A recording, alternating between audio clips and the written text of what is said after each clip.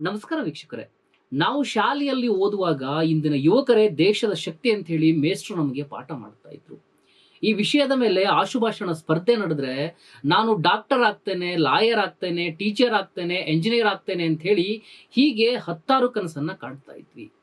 ಆ ರೀತಿ ಕನಸನ್ನ ಕಂಡವರು ಇಂದು ಏನಾಗಿದ್ದೇವೆ? ಆ ಕನಸು ಕಮರಿದ್ದು ಯಾಕೆ? ಆ ಕನಸನ್ನ ಕಮರಿಸಿದವರು ಯಾರು? ಇದು ಇವತ್ತಿನ ಪ್ರೈಮ್ ಸ್ಟೋರಿ. ನಾನು ಗುರುರಾಜ್ ದೇಸಾಯಿ. ನನಗೆ ಕೆಲಸ ಮಾಡುವಂತಹ ಸಾಮರ್ಥ್ಯ ಇದೆ, ಅರ್ಹತೆ ಇದೆ, ಆಸಕ್ತಿ ಇದೆ. ನನಗೊಂದು ಉದ್ಯೋಗ ಕೊಡಿ. ಇದು ನಿತ್ಯ ಸಾವಿರಾರು ಯುವಜನತೆ ಬೀದಿಗಿಳಿದು ಆಳುವವರ ಎದೆಪಟ್ಟಿಯನ್ನ ಹಿಡಿದು ಕೇಳ್ತಾ ಇರುವಂತಹ ಪ್ರಶ್ನೆಯಾಗಿದೆ. ವರ್ಷಕ್ಕೆ 2 ಕೋಟಿ ಉದ್ಯೋಗವನ್ನ ಸೃಷ್ಟಿ ಮಾಡ್ತೇವೆ ಅಂತ ಹೇಳಿದವರು, ಯುವ ನಿಧಿ ಅಂತೆಲ್ಲ ಬಣ್ಣದ ಮಾತುಗಳನ್ನಾಡಿ ಮೂಗಿಗೆ ತುಪ್ಪವನ್ನ ಸವರಿದಂತಹ ಸರ್ಕಾರಗಳು ಉದ್ಯೋಗ ಬೇಕು ಅಂತ ಕೇಳಿದಂತಹ ಯುವಜನರ ಮಾತುಗಳನ್ನ ಕೇಳಿಸಿಕೊಳ್ಳದಂತಹ ಹೀನಾಯ ಸ್ಥಿತಿಯಲ್ಲಿವೆ. ರಾಜ್ಯ ಮತ್ತು ಕೇಂದ್ರ ಸರ್ಕಾರದಲ್ಲಿ ಖಾಲಿ ಇರುವಂತಹ ಲಕ್ಷಾಂತರ ಸರ್ಕಾರಿ ಹುದ್ದೆಗಳನ್ನ ತಕ್ಷಣ ಭರ್ತಿ ಮಾಡಬೇಕು ಎನ್ನುವಂತಹ ಹೋರಾಟ ಕರ್ನಾಟಕ ಸೇರಿದಂತೆ ಬಹಳಷ್ಟು ರಾಜ್ಯಗಳಲ್ಲಿ ಚಳುವಳಿಯಾಗಿ ರೂಪುಗೊಳ್ತಾ ಇದೆ. ಇದು ನಿರುದ್ಯೋಗ ಸಮಸ್ಯೆಯ ಭೀಕರತೆಯನ್ನ ಬಿಚ್ಚಿಡ್ತಾ ಇದೆ. Centre for monitoring Indian economy ಅಂದ್ರೆ CMIA ಅಂತ ಏನ್ ಕರಿತೀವಿ, ಈ ಸಂಸ್ಥೆಯ ಪ್ರಕಾರ ದೇಶದಲ್ಲಿ 2025 ಅಕ್ಟೋಬರ್ ತಿಂಗಳ ಅಂಕಿಅಂಶದ ಪ್ರಕಾರ ನಿರುದ್ಯೋಗದ ದರ 7.5ರಷ್ಟಿದೆ. ರಾಜ್ಯದಲ್ಲಿ ನಿರುದ್ಯೋಗ ಪ್ರಮಾಣ ಎಷ್ಟಿದೆ ಅಂತ ಹೇಳಿದ್ರೆ 2.5ರಷ್ಟಿದೆ. ನವ ಉದಾರವಾದಿ ಬಂಡವಾಳಶಾಹಿ ಆರ್ಥಿಕ ನೀತಿಗಳನ್ನ ಸರ್ಕಾರಗಳು ಅನುಸರಿಸ್ತಾ ಇರುವಂತದ್ದು ಉದ್ಯೋಗದ ಬೆಳವಣಿಗೆಯ ಮೇಲೆ ಬಹಳಷ್ಟು ದುಷ್ಪರಿಣಾಮವನ್ನ ಬೀರ್ತಾ ಇದೆ ಅಂತ ಹೇಳಿ ವಿಶ್ಲೇಷಕರು ಹೇಳ್ತಾ ಇದ್ದಾರೆ. ಅಂದ್ರೆ ಸರ್ಕಾರಿ ನೇಮಕಾತಿಯ ಬದಲು ಖಾಸಗಿ ನೇಮಕಾತಿಗಳು ಹೆಚ್ಚೆಚ್ಚಾಗಿ ನಡೀತಾ ಇರುವಂತದ್ದನ್ನ ರಾಜ್ಯದಲ್ಲಿ ನಾವು ಗಮನಿಸ್ತಾ ಇದ್ದೀವಿ. ದಿಢೀರ್ನೆ ಕೆಲಸದಿಂದ ತೆಗೆದುಹಾಕ್ತಾ ಇರತಕ್ಕಂತಹ ಪ್ರಕರಣಗಳು ಬಹಳಷ್ಟು ನಡೆದಿದ್ದಾವೆ. ಹೆಚ್ಚು ಗಂಟೆಗಳ ಕಾಲ ಕೆಲಸವನ್ನ ಮಾಡಿಸ್ಕೊಳ್ತಾ ಇರುವಂತಹ ಪ್ರಕರಣಗಳನ್ನು ಕೂಡ ನಾವು ಇತ್ತೀಚೆಗೆ ಕಾಣಿಸ್ತಾ ಇದ್ದೇವೆ. ಕಡಿಮೆ ವೇತನಕ್ಕೆ ದುಡಿಸ್ಕೊಳ್ತಾ ಇರುವಂತದ್ದು ನಾವು ಗಮನಿಸ್ತಾ ಇದ್ದೇವೆ. ಹೀಗೆ ಉದ್ಯೋಗದಲ್ಲಿ ನಿಶ್ಚಿತೆ ಸಿಗೋದಿಲ್ಲ ಎನ್ನುವಂಥದ್ದನ್ನ ಇದು ತೋರಿಸಿಕೊಡ್ತಾ ಇದೆ.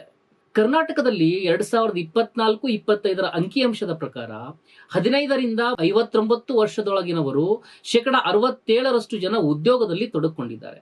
ಉಚಿತ ಸಾರಿಗೆಯ ಕಾರಣದಿಂದಾಗಿ ಮಹಿಳೆಯರು ಬಹಳಷ್ಟು ಪ್ರಮಾಣದಲ್ಲಿ ಭಾಗವಹಿಸ್ತಾ ಇದ್ದಾರೆ ಎನ್ನುವಂತಹ ಮಾಹಿತಿಗಳು ಕೂಡ ಸಿಗ್ತಾ ಇದ್ದಾವೆ. ಆದ್ರೆ ಈ ಅಂಕಿಅಂಶ ಹೇಳ್ತಾ ಇರುವಂತದ್ದು ಏನು ಅಂತ ಹೇಳಿದ್ರೆ, ಎಲ್ಲೋ ಒಂದ್ ಕಡೆ ಭಾಗವಹಿಸ್ತಾ ಇರುವಂತರ ದರ ಒಂದ್ ರೀತಿ ಉತ್ತಮವಾಗಿ ಕಾಣಿಸಿದ್ರು ಕೂಡ ನಗರ ಪ್ರದೇಶದಲ್ಲಿ ಹೋಲಿಕೆ ಮಾಡಿದ್ರೆ ಇದು ಜನರ ಭಾಗವಹಿಸಿಕೆ ತುಂಬಾನೇ ಕಡಿಮೆ ಆಗ್ತಾ ಇದೆ. ಅಂದ್ರೆ ಉದ್ಯೋಗದಿಂದ ದೂರ ಉಳಿತಾ ಇರುವಂತವರ ಸಂಖ್ಯೆಯೇ ದಿನೇ ದಿನೇ ಹೆಚ್ಚಾಗ್ತಾ ಇದೆ ಎನ್ನುವಂತಹ ಅಂಕಿಅಂಶವನ್ನು ಕೂಡ ಇದು ಬಿಚ್ಚಿಡ್ತಾ ಇದೆ.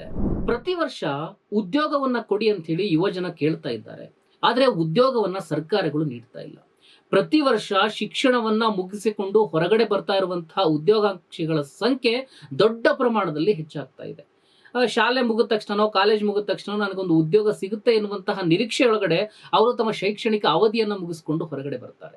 ರಾಜ್ಯದಲ್ಲಿ 3 ಲಕ್ಷಕ್ಕಿಂತ ಹೆಚ್ಚಿನ ಸರ್ಕಾರಿ ಹುದ್ದೆಗಳು ಖಾಲಿ ಇದ್ದಾವೆ.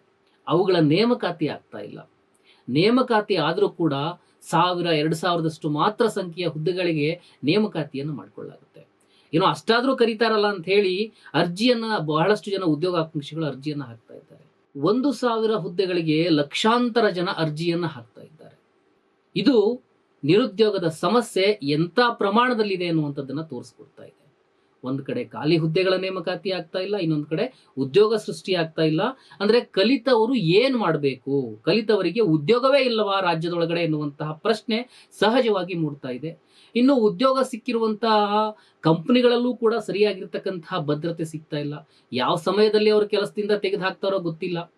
ಸರ್ಕಾರದ ಈ ನೀತಿಗಳ ಪರಿಣಾಮದಿಂದಾಗಿ ಉದ್ಯೋಗ ಸೃಷ್ಟಿ ಕಡಿಮೆ ಆಗ್ತಾ ಇದೆ ಅನ್ನುವಂಥದ್ದಂತೂ ಸ್ಪಷ್ಟವಾಗಿ ಗೊತ್ತಾಗ್ತಾ ಇದೆ. ಸರ್ಕಾರಿ ಉದ್ಯೋಗ ಸಿಗಲ್ಲ.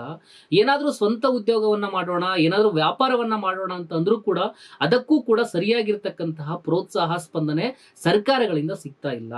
ಉದ್ಯೋಗಕ್ಕೆ ಇರುವಂತಹ ಸಾಲ ಸೌಲಭ್ಯಗಳು ಏನಿದಾವೆ ಅವು ಕೂಡ ಶ್ರೀಮಂತರಿಗೆ ಸಿಗ್ತಾ ಇದ್ದಾವೆ. ಯಾರೆಲ್ಲ ರಾಜಕಾರಣಿಗಳಿರ್ತಾರೋ ಅಥವಾ ಜಿಲ್ಲಾ ಪಂಚಾಯತ್, ತಾಲೂಕ್ ಪಂಚಾಯತ್, ಶಾಸಕರು, ಸಚಿವರು, ಸಂಸದರು ಇವರುಗಳೇನಿರ್ತಾರೋ ಇವರ ಹಿಂಬಾಲಕರಿಗೆ ಮಾತ್ರ ಸಿಗ್ತಾ ಇದೆ. ನಿಜವಾಗಿರ್ತಕ್ಕಂತಹ ಏನಾದ್ರೂ ಸ್ವಯಂ ಉದ್ಯೋಗವನ್ನ ಮಾಡಬೇಕು ಅಂತೇಳಿ ಯಾರು ಅರ್ಜಿ ಹಾಕ್ತಾರೆ ಅವರಿಗೆ ಸಿಗೋದಿಲ್ಲ ಎನ್ನುವಂಥದ್ದು ಕೂಡ ಸ್ಪಷ್ಟವಾಗಿ ಇಲ್ಲಿ ಗೊತ್ತಾಗ್ತಾ ಇದೆ. ಇನ್ನು ಕೈಗಾರಿಕೆಗಳಲ್ಲಿ ಮತ್ತು ಬೇರೆ ಬೇರೆ ರೀತಿಯಾಗಿರ್ತಕ್ಕಂತಹ ಸೇವಾ ವಲಯದಲ್ಲಿ ಏಕಸ್ವಾಮ್ಯದ ಬಂಡವಾಳದ ಹಿಡಿತ ಹೆಚ್ಚಾಗ್ತಾ ಇರೋದ್ರಿಂದಾಗಿ ಸಣ್ಣ ಮತ್ತು ಗುಡಿ ಕೈಗಾರಿಕೆಗಳು ಅಂತ ನಾವೇನ್ ಕರಿತೀವಿ, ಅದರ ಉತ್ಪಾದಕರು ಅಸ್ತಿತ್ವವನ್ನ ಈಗ ಕಳೆದುಕೊಳ್ತಾ ಇದ್ದಾರೆ. ಅಂದ್ರೆ ಗುಡಿ ಕೈಗಾರಿಕೆಗೆ ಸರಿಯಾಗಿರ್ತಕ್ಕಂತಹ ಪ್ರೋತ್ಸಾಹ ಸಿಗದೆ ಇದ್ರೆ ಉದ್ಯೋಗವನ್ನ ಇಲ್ಲಿಂದ ಕೊಡೋದಕ್ಕೆ ಸಾಧ್ಯ ಆಗುತ್ತೆ ಎನ್ನುವಂತಹ ಪ್ರಶ್ನೆಯೂ ಕೂಡ ನಮ್ಮ ಕಣ್ಮುಂದೆ ಕಾಣಿಸುತ್ತೆ. ಇನ್ನು ದೊಡ್ಡ ಪ್ರಮಾಣದ ಹೊಡೆತ ಬಿದ್ದಿದ್ದು ಎಲ್ಲಿ ಅಂತ ಹೇಳಿದ್ರೆ GST ಇಂದಾಗಿ. GST ಸೃಷ್ಟಿಸಿದಂತಹ ಕಂದಕದಲ್ಲಿ ಬಹಳಷ್ಟು ಗುಡಿ ಕೈಗಾರಿಕೆಗಳು ಮುಚ್ಚಿ ಹೋಗಿರ್ತಕ್ಕಂಥದ್ದನ್ನು ಕೂಡ ನಾವಿಲ್ಲಿ ನೆನ್ಪು ಮಾಡ್ಕೊಳ್ಬಹುದಾಗಿದೆ. ಸಣ್ಣ ಪುಟ್ಟ ವ್ಯಾಪಾರ ಮಾಡ್ತಾ ಇರುವಂತವರು, ಬೀದಿ ಬದಿ ವ್ಯಾಪಾರಿಗಳ ಮೇಲೆ ತೆರಿಗೆ ಹಾಕಿದಂತಹ ಉದಾಹರಣೆಗಳು ಕೂಡ ಸಾಕಷ್ಟಿದಾವೆ. ಉದ್ಯೋಗ ಸೃಷ್ಟಿಸಬಹುದಾಗಿರ್ತಕ್ಕಂತಹ ಎಲ್ಲಾ ವಲಯಗಳಲ್ಲೂ ಕೂಡ ಉದ್ಯೋಗದ ಸ್ವರೂಪವನ್ನ ತೀವ್ರವಾಗಿ ಬದಲಾವಣೆ ಮಾಡ್ತಾ ಇರುವಂತದ್ದನ್ನು ಕೂಡ ನಾವು ಗಮನಿಸ್ತಾ ಇದ್ದೀವಿ.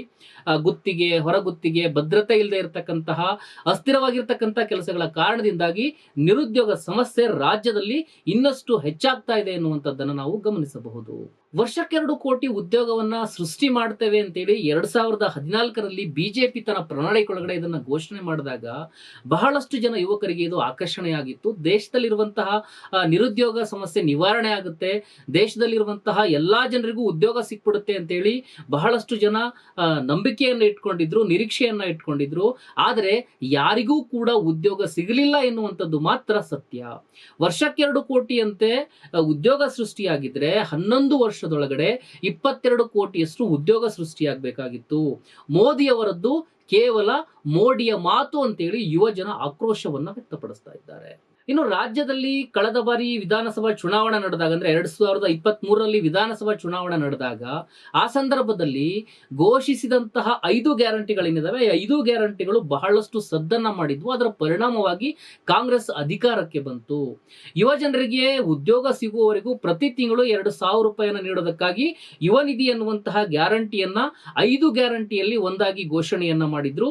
ಇದು ಜಾರಿಯಾಗೋದಕ್ಕೆ ಬರೋಬ್ಬರಿ 2 ವರ್ಷಗಳ ಕಾಲ ಟೈಮ್ ಅನ್ನ ತಗೊಳ್ತು. ಇತ್ತೀಚೆಗೆ ಅದನ್ನ ಯುವ ನಿಧಿಯನ್ನ ಜಾರಿ ಮಾಡ್ತೇವೆ ಅಂತ ಹೇಳಿ ಘೋಷಣೆಯನ್ನ ಮಾಡಿ 6 ತಿಂಗಳಾಗಿದೆ. ಈ 6 ತಿಂಗಳೊಳಗಡೆ ಎಷ್ಟು ಜನ ಅದಕ್ಕೆ ನೋಂದಣಿಯನ್ನ ಮಾಡ್ಕೊಂಡಿದ್ದಾರೆ ಅಂತ ಹೇಳಿದ್ರೆ 1,48,000 ಜನ ಯುವ ನಿಧಿಗೆ ನೋಂದಣಿಯನ್ನ ಮಾಡ್ಕೊಂಡಿದ್ದಾರೆ. ಆದ್ರೆ ಇವರಿಗಿನ್ನೂ ಹಣ ಸಿಕ್ಕಿಲ್ಲ ಎನ್ನುವಂತಹ ಮಾಹಿತಿ ಲಭ್ಯ ಆಗ್ತಾ ಇದೆ. ಆ ಉದ್ಯೋಗ ಸಿಗೋವರೆಗೂ ಒಂದು ರೀತಿಯಾಗಿರ್ತಕ್ಕಂಥ ಒಂದು ಯೋಜನೆಯನ್ನ ತಂದಿರುವಂತದ್ದು ಉತ್ತಮ.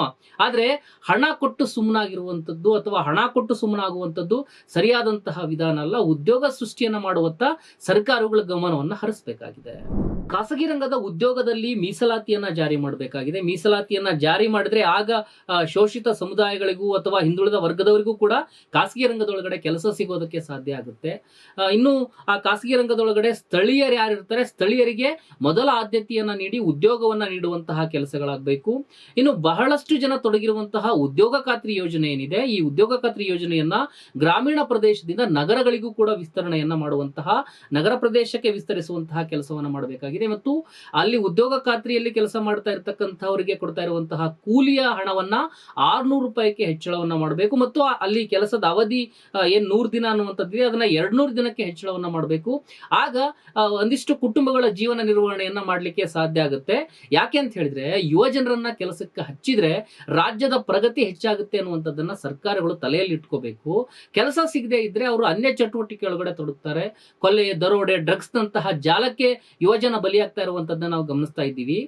ದೇಶದಲ್ಲಿ ಅರ್ಧದಷ್ಟು ಯುವಜನರಿದ್ದಾರೆ, ಅವರಿಗೆಲ್ಲ ಉದ್ಯೋಗವನ್ನ ನೀಡಿದ್ರೆ ದೇಶ ಬಲಗೊಳ್ಳುತ್ತೆ. ಯುವಜನತೆ ದೇಶ ಮತ್ತು ರಾಜ್ಯದ ಬೆನ್ನೆಲುಬಾಗಿ ನಿಲ್ತಾರೆ ಅಂತ ಹೇಳ್ತಾ ಈ ಸ್ಟೋರಿಯನ್ನ ಮುಗಿಸ್ತಾ ಇದ್ದೇನೆ. ನೀವಿನ್ನು ನಮ್ಮ ಚಾನಲ್ ಅನ್ನ ಸಬ್ಸ್ಕ್ರೈಬ್ ಆಗಿಲ್ಲ ಅಂತ ಹೇಳಿದ್ರೆ ಕೂಡಲೇ ಸಬ್ಸ್ಕ್ರೈಬ್ ಆಗಿ. ಜನರಿಂದ ನಡೀತಾ ಇರತಕ್ಕಂತಹ ಜನಶಕ್ತಿ ಮೀಡಿಯಾವನ್ನ ಇನ್ನಷ್ಟು ಬಲಪಡಿಸೋದಕ್ಕಾಗಿ ನಮಗೆ ದೇಣಿಗೆಯನ್ನು ಕೂಡ ನೀವು ನೀಡಬಹುದು. ಸಬ್ಸ್ಕ್ರೈಬ್ ಪಕ್ಕದಲ್ಲಿ ಜಾಯಿನ್ ಅನ್ನುವಂತ ಒಂದು ಆಪ್ಷನ್ ಇದೆ. ನೀವು ಅದನ್ನ ಕ್ಲಿಕ್ ಮಾಡಿದ್ರೆ ಅಲ್ಲಿ ನಿಮಗೆ ಸಹಾಯನಿ, ಒಡನಾಡಿ, ಪೋಷಕ ಎನ್ನುವಂತಹ 3 ಆಯ್ಕೆಗಳು ಸಿಗ್ತವೆ. ನಿಮಗೆ ಯಾವುದು ಇಷ್ಟವೋ ಅದನ್ನ ಆಯ್ಕೆ ಮಾಡಿ ನಿಮ್ಮ ಮೀಡಿಯಾವನ್ನ ಬೆಂಬಲಿಸಿ. ನಮಸ್ಕಾರ.